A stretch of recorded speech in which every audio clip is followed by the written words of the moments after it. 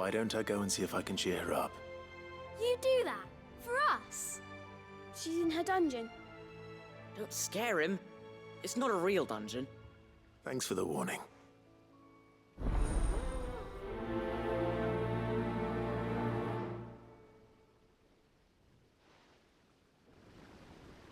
Miss Shirley says we're not allowed in the dungeon.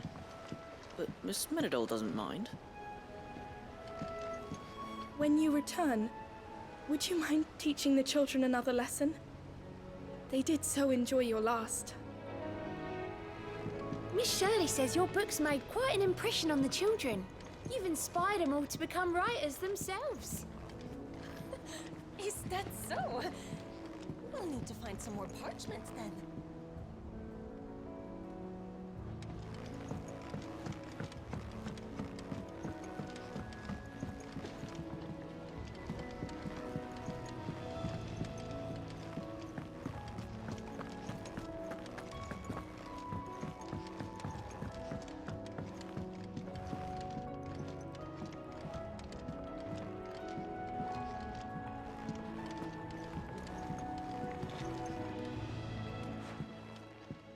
Ned, if you have a... That's it! I knew it! The answer was right here under my arse all along! If this doesn't steer to the skies, nothing will! To the skies? You aren't trying to give the Enterprise wings, are you?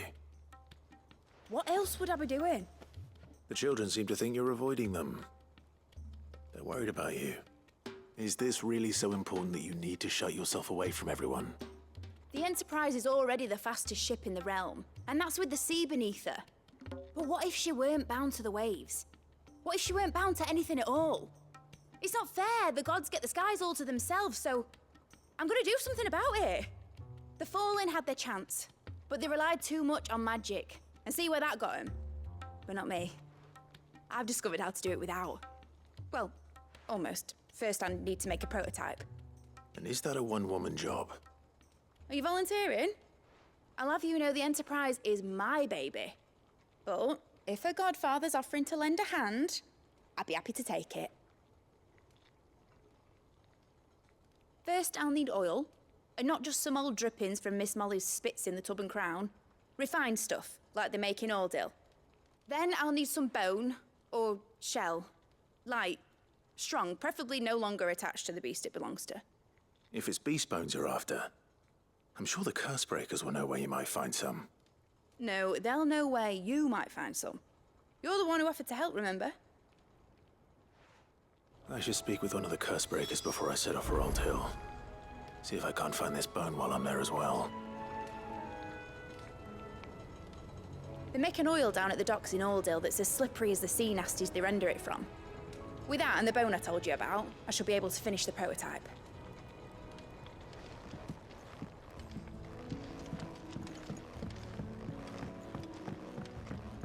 Has Menadole mentioned a new project yet? Not exactly. She seems preoccupied.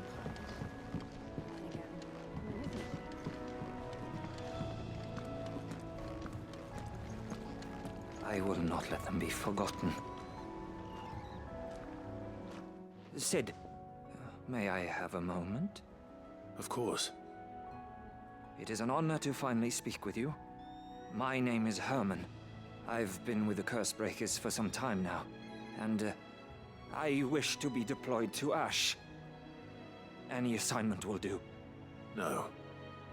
The lands across the Narrow are too dangerous. I will not send good men and women to risk their lives needlessly. Why would you want to go back? I need to retrieve something. Something important. I was raised in an orphanage. The Badbach Conservatory. Or rather, I was held captive there. It was not a place of nurture. It existed solely to turn bearer children into mindless weapons. We were tortured until we feared no pain. Tormented until our hearts turned to stone. And few ever survived long enough to become tools of the last king. I can't imagine. I lost so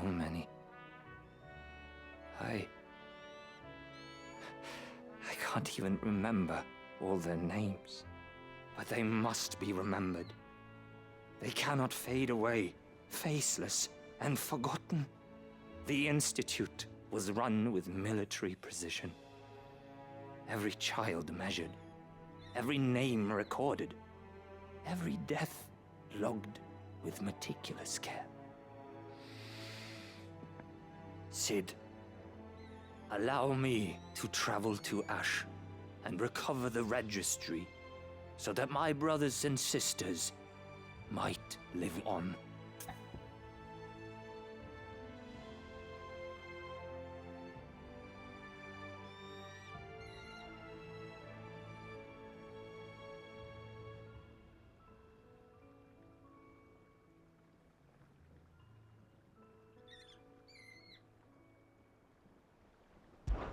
You were a good friend, Herman. But the fact remains that Ash is simply too dangerous. Sid, please. Even should it cost me my life. Too dangerous for you, Herman. But not for me. I'll go to Bad Bach and find the registry. You will? I won't let you risk your life. I don't know how to thank you. You can start by telling me where I'll find this orphanage. Vida Grace. Hidden in a forest, overlooking the plains. All right. I'll see what I can find there. May the mothers guide you.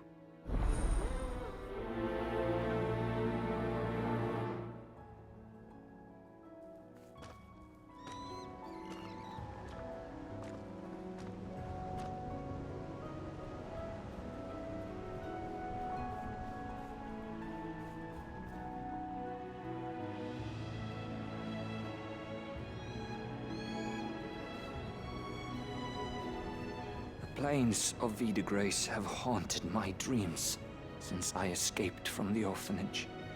I can't say I was looking forward to returning.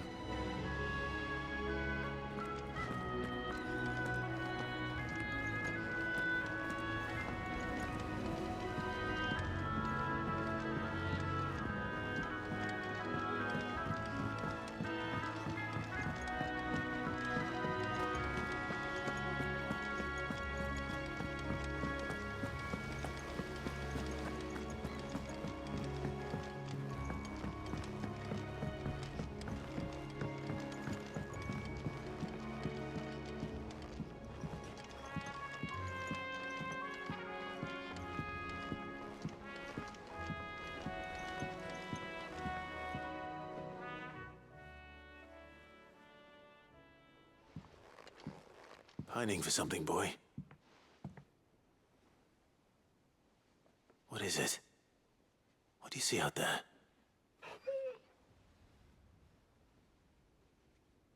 I never did ask where you got that anklet of yours. From Sid, that's why. On the day he brought him home.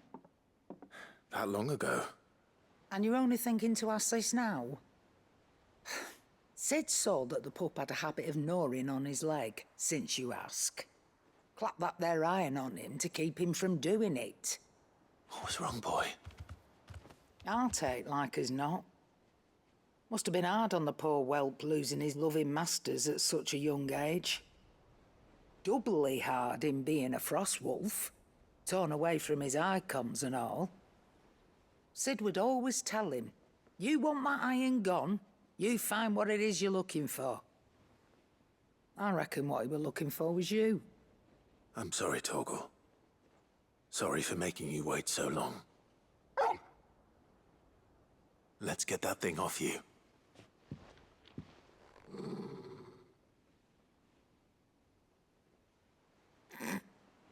Doesn't sound like he wants it off. Indeed. You miss Sid as much as the rest of us, don't you?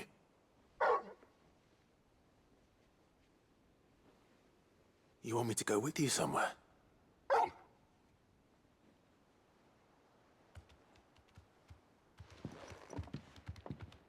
Quick, aren't you? Glad you've been paying attention. Not nearly as much as you have, Lady Karen. Aye, good thing and all. It's not like Gav would have kept him in nuts and rubbed his belly these past 10 summers. Your kindness is appreciated. You've been a good friend to him. Only because he doesn't talk back like the rest of you. Go on now.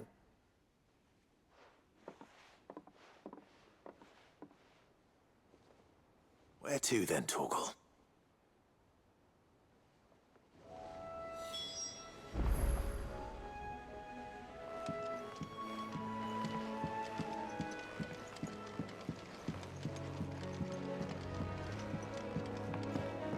Say what you will, Lady Karen has seen ourselves haven't gone bare.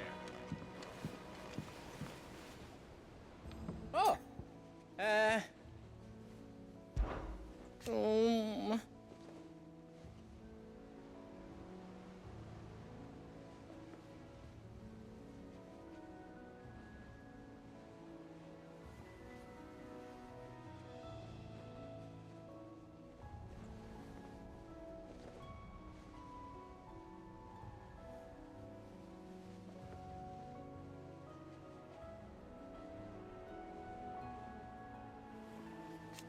It's hardly everything.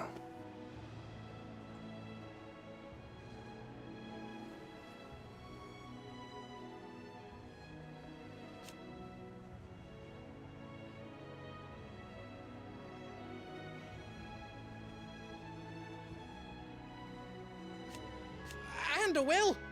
I promise.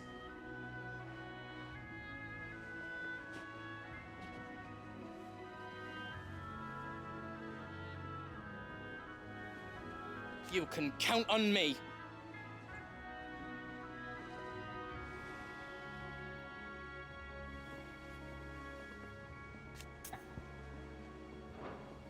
You take care now.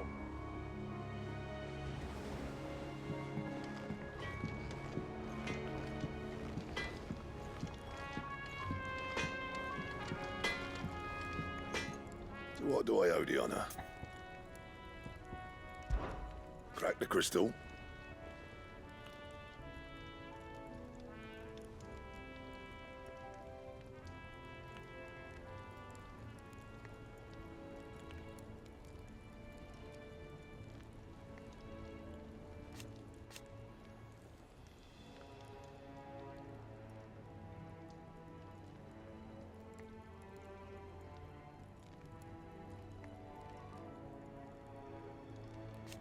Not a very good one.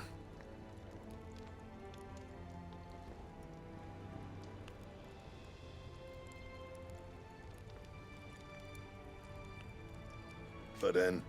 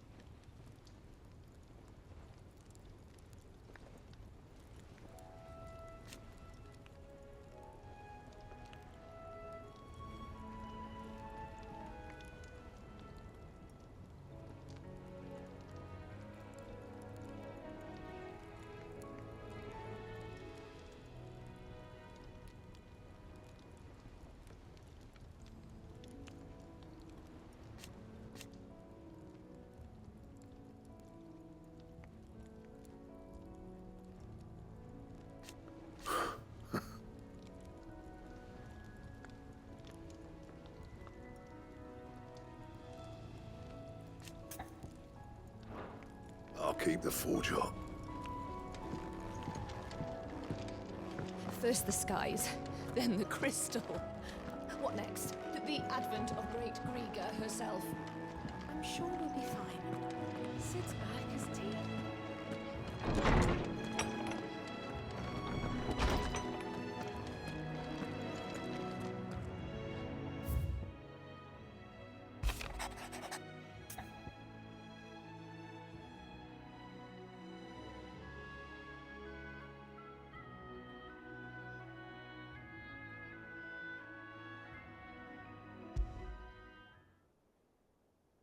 Something tells me this is no mere adventure story.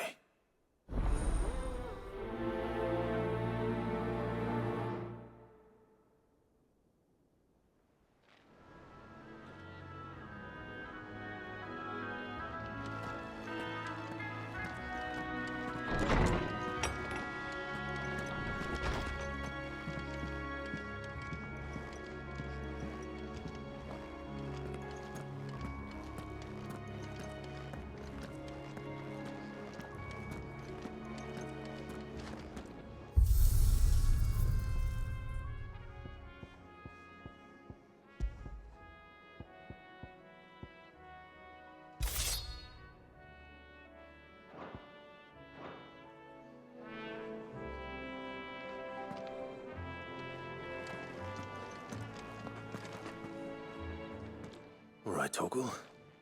Where are you taking me? I'm going to need a little bit more than that, boy. Do you have a better hint for me? Unless... you've already given me one. Back on the rear deck, you were looking west, toward Rosaria.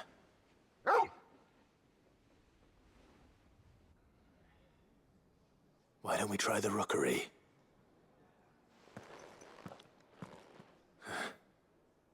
I haven't been to the island in almost 20 years. To Port Isolde, then. Fingers crossed the old mooring is still there.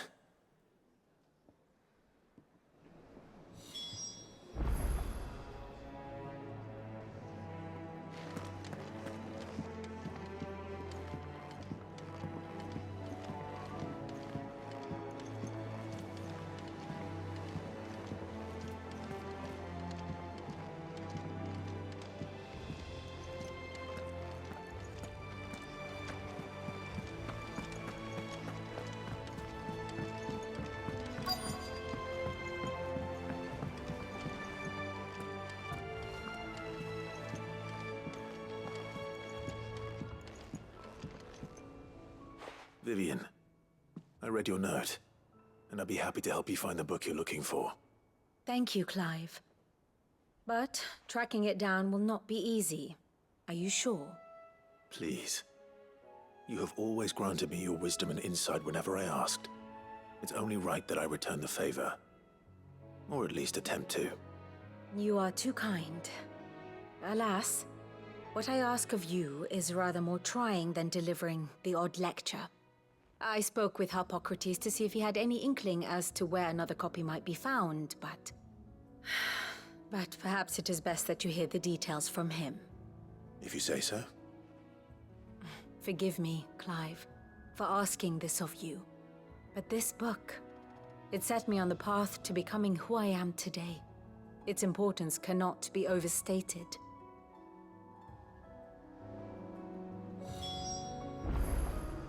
Back again?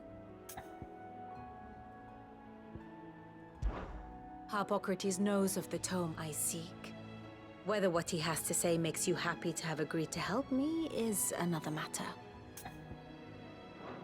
Godspeed.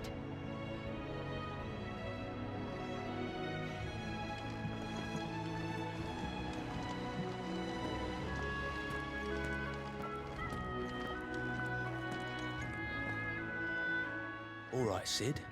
Come to buy us around, have you? Only if you earn it. Mid needs a piece of light but durable bone for her next project. You've encountered your share of beasts on your travels across the realm. Any ideas? Most bones are the same. Whack 'em hard enough and they'll break. If it's durability you're looking for, shell will serve you better. You know what an adamantus is? I do. And I know to give them a wide berth. Will any old adamantus do? Well, with shells, the older the harder. There's a rumour of an ancient adamantus down in Carava, near Bidza, or what's left of the village anyway. But don't expect to make quick work of the bastard. There's a reason it's lived as long as it has. I'll keep that in mind. Thank you.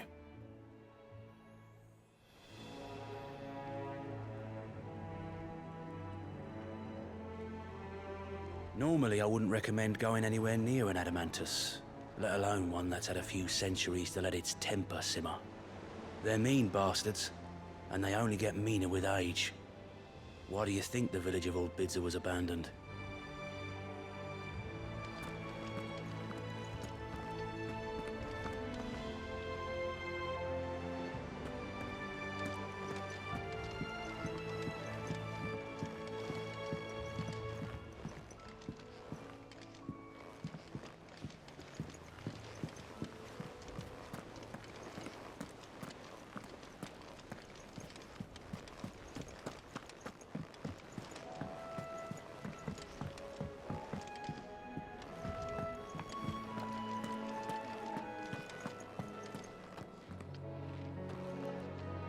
Have you heard the good news, Sid? We've received word that people have started reclaiming their homes in Rosalith. The Imperial Legion was already stretched thin before the Dominion's fall. And it now appears they've abandoned their western garrisons altogether.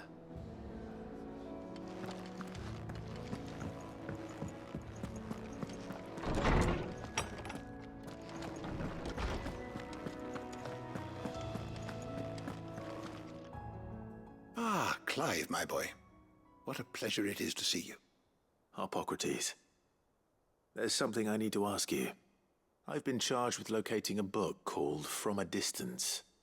Then you seek a rare gem indeed. One whose name I had not thought to hear from your lips. You've been talking to Vivian. Right as always. But she didn't seem keen to tell me very much. I take it she didn't like what you had to say. And yet I gather it did naught to dissuade her. Clive, if the young professor has tasked you with obtaining a copy, I fear she asks the impossible. The executors would not allow it. The executors? Coveters of Secrets. A clandestine organization committed to the collection and intenebration of forbidden texts and technologies.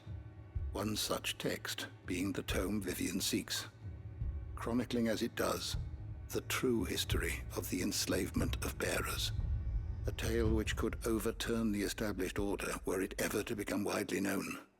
Or, so rumor has it.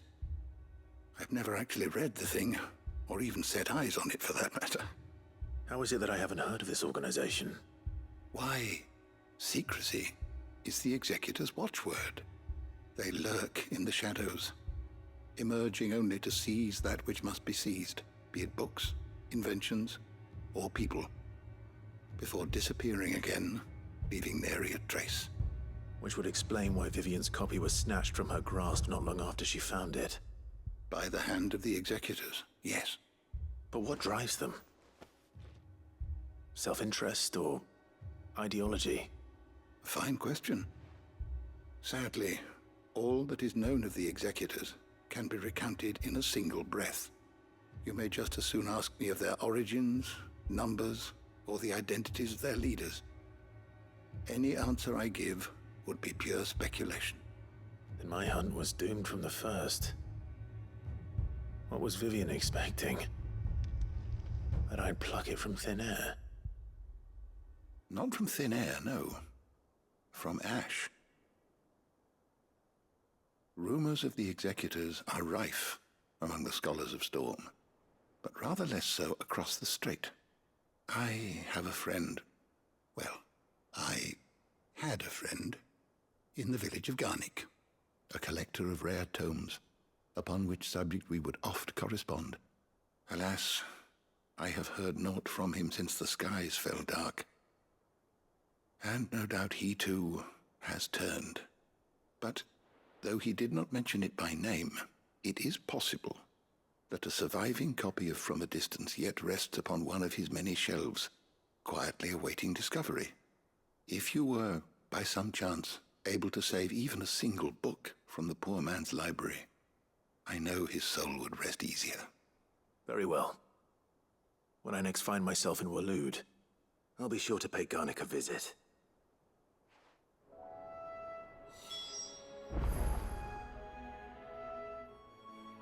I was wondering when next you'd visit. Ah, yes.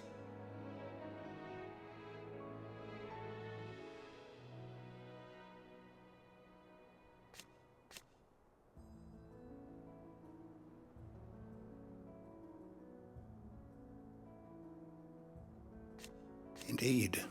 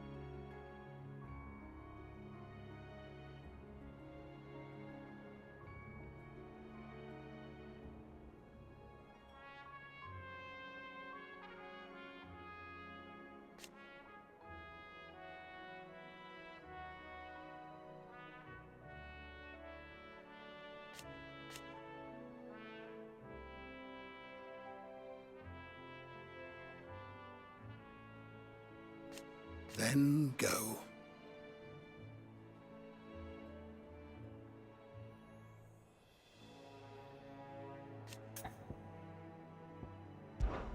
Having never visited, I cannot tell you exactly where in Garnick my friend's lodgings lie, but he did mention they were some distance from the road. I make no guarantee that you will find what you seek there, only that it is the best and perhaps the only place left to look.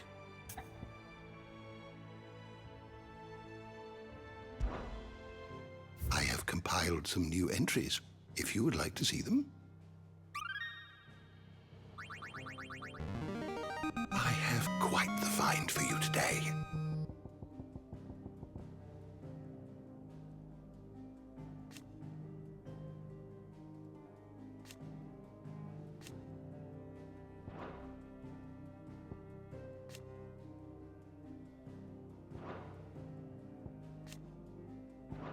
If you have a question for me, I should be happy to answer it.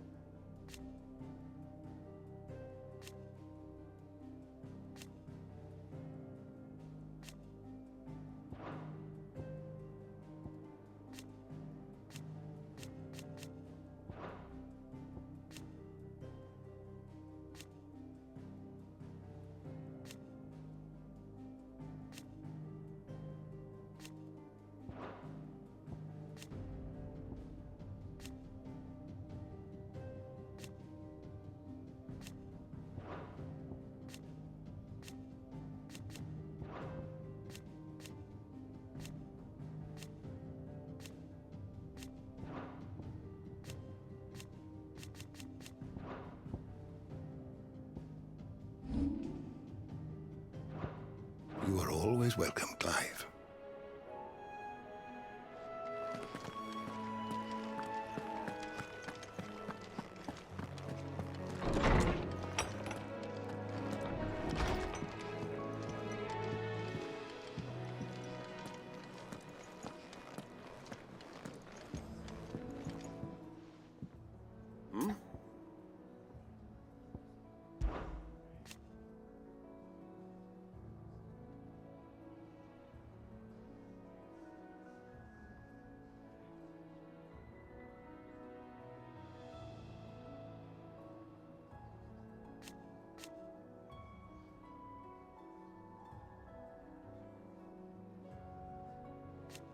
Huh.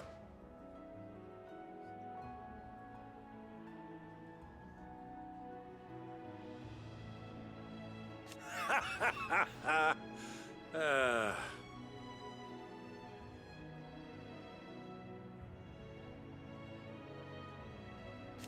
Thank you, Uncle.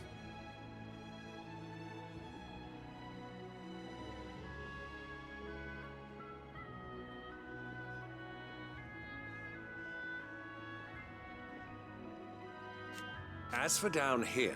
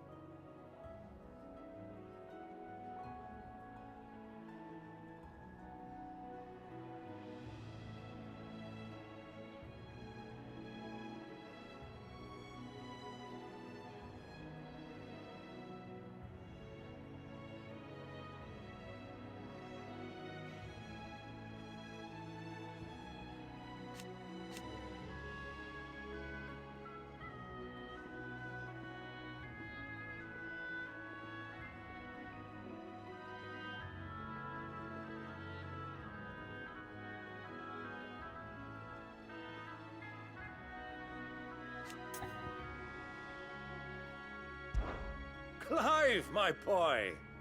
Rutherford informs me that we owe you our thanks. Hadn't intended for you to get involved, but such are the times we live in, huh? I would have done the same for anyone else. You're far too modest, Clive. You'd make a terrible nobleman. But tell me, is the realm truly in as dire a state as Rutherford suggests? From what little I saw, you were right to be worried. I suppose I should have expected the worst. But I was rather hoping the great and good of the realm might have things a little more under control. Alas, it seems that firm leadership is in short supply these days, and without it, the people are bound to lose their way. We must move quickly. But where do we start? True, the challenges that face us are many. But in my estimation, there are two key areas to be addressed before any other. The realm's armies and her larders. As you've seen firsthand, it's every man and woman for themselves out there. Certain cities have banded together to try and maintain some semblance of order, yes, but such cases are few and far between. And yet, the only remedy for the chaos that faces us is unity. A unity that transcends even the borders laid down by our ancestors. In short, if Storm does not stand together, she will fall apart. But how would one even begin to unite the realm? The armies, my boy. As I told you already, we begin by restoring order among the ranks of those sworn to maintain it. Sadly, I doubt I could convince even the lowliest gaggle of privates to dig a latrine together. But I do know someone the High Commanders have been known to listen to on occasion. Field Marshal Eugen Havel. I thought he was retired. He was, until an Akashic army tore through Randalar and killed most of the rank and file. There is no man alive more capable. Literally. And as luck would have it, I've already spoken with him on the matter. Of course you have. And he's agreed to help. On one condition. That he first speaks with you personally. Havel has always been a man of frustratingly rigid principle, and he has certain qualms about clasping arms with, well, with an outlaw. I extolled your many virtues as best I could, of course, but the old goat was adamant that he be allowed to appraise you in person. You don't mind, do you, my boy?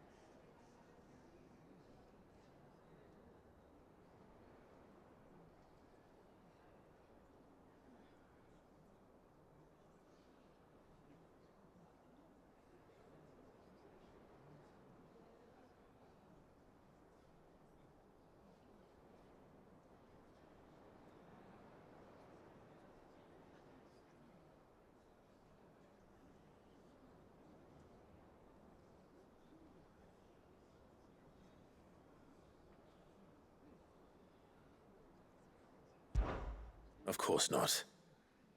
As long as chaos reigns, we will never build a better world. I'll do whatever it takes. And if the Field Marshal wishes to speak with me in person, then so be it. That's the spirit. I'll leave for Randalar at once. Would you send a Stolas? Of course. Rutherford is already in the Dalmekian capital. I'll have him tell Havel to expect you forthwith. Excellent. Thank you, Uncle. No. Thank you, Clive.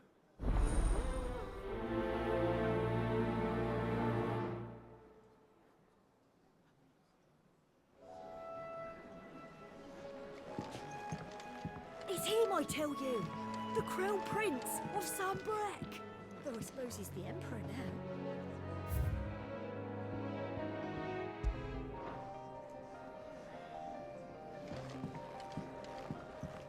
Always one more job to do, isn't there, Clive?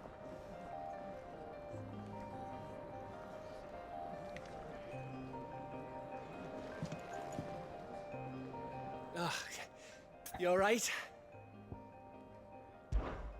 About that.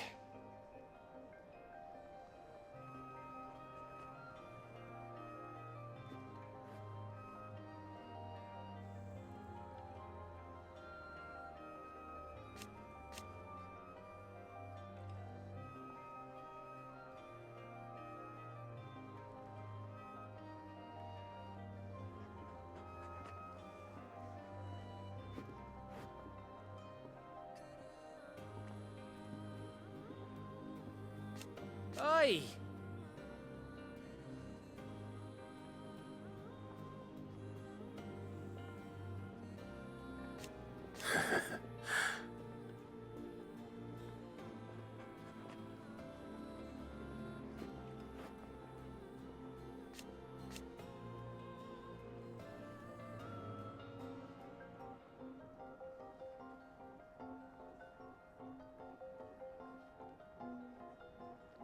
Let's see.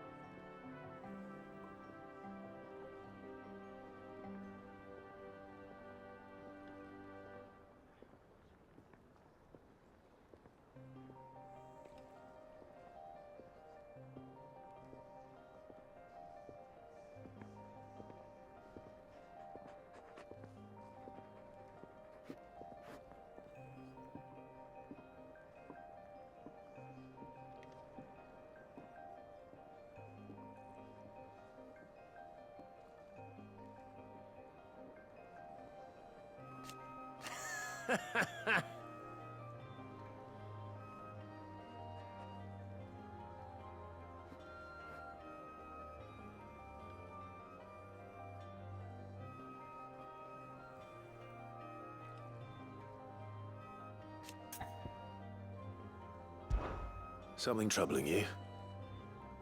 No more than usual. It's just... Etta's baby will be coming soon, and I wanted to make something for it. I'm sure she'd like that. Back in the north, families would always make gifts when a bairn was on the way. Yeah, let the little tykes know they were welcome in their new homes, like. So, what's the problem? Well, the problem is that Etta's due any day now, and I don't know if I'll be ready in time.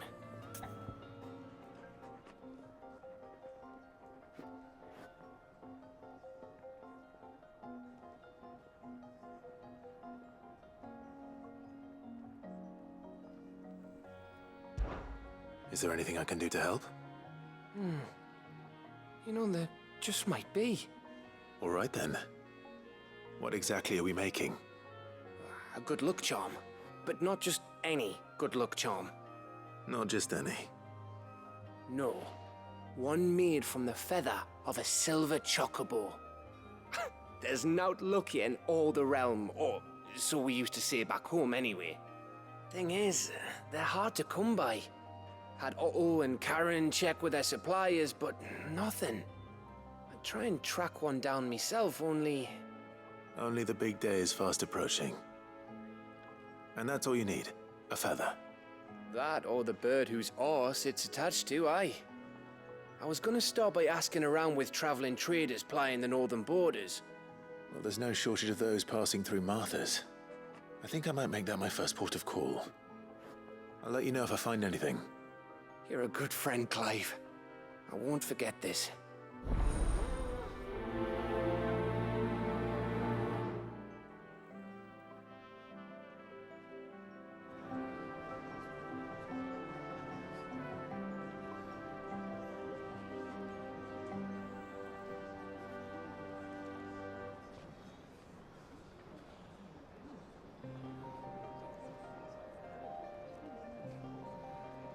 Can't say I've ever seen a silver chocobo myself, but I have seen one of their feathers.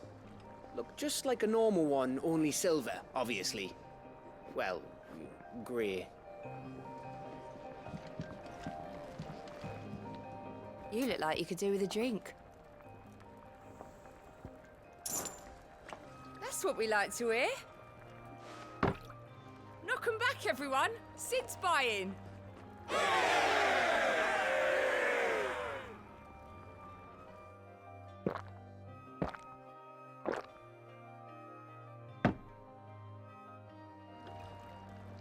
Oh, keep your mug handy.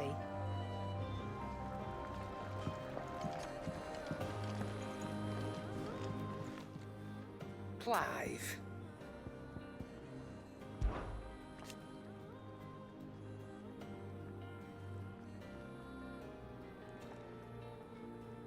Ta-ra then.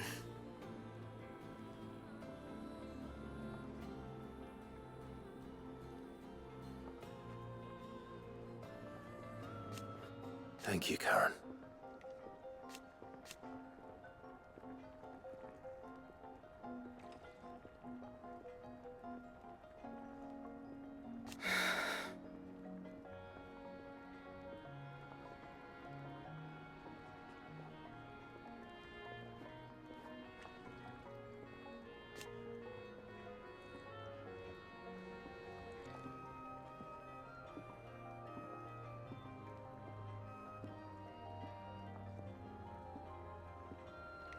You could do this too.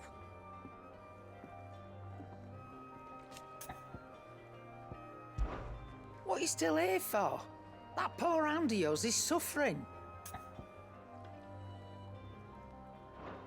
Take care.